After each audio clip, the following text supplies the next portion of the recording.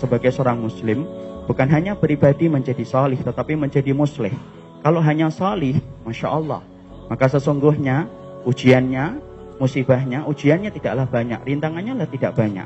Nabi ketika sebelum datang kepadanya dakwah untuk diperintahkan menjadi seorang rasul, Nabi itu salih, tidak pernah menyentuh minuman khamr, tidak pernah menyentuh kemudian makanan haram, tidak pernah menyembah kepada berhala. Pribadi solihnya Nabi dicintai oleh orang-orang Quraisy ketika Nabi masih menjadi salih. Nabi kemudian tidak memberikan manfaat saat itu, hanya menjaga dirinya.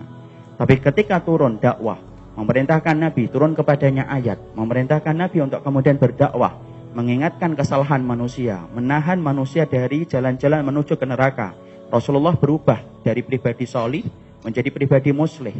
Ketika Rasulullah menjadi pribadi muslih, disitulah aral melintang. Semua cobaan datang kepada Nabi, sampai kemudian Nabi melewati banyak cobaan yang tidak pernah terbayangkan oleh kita.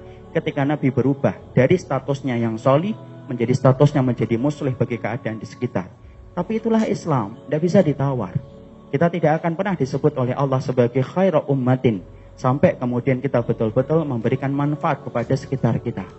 Disitulah kemudian kita memperhatikan salaf, para sahabat, para tabi'in, ngerti bahwasanya amalan yang paling cepat menaikkan derajat kita di hadapan Allah ketika kita mampu memberikan manfaat kepada keadaan di sekitar kita.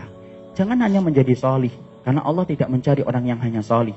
Kalau hanya mencari orang salih, Rasul itu tidak dibebani dengan beban dakwah untuk mengajak manusia. Tetapi jadilah kita menjadi salih dan muslih. Salih untuk pribadi kita, tetapi muslih bagi keadaan di sekitar kita. Karena sesungguhnya umur yang kedua bagi kaum muslimin, yaitu adalah ketika mereka memberikan manfaat kepada kaum di sekitarnya.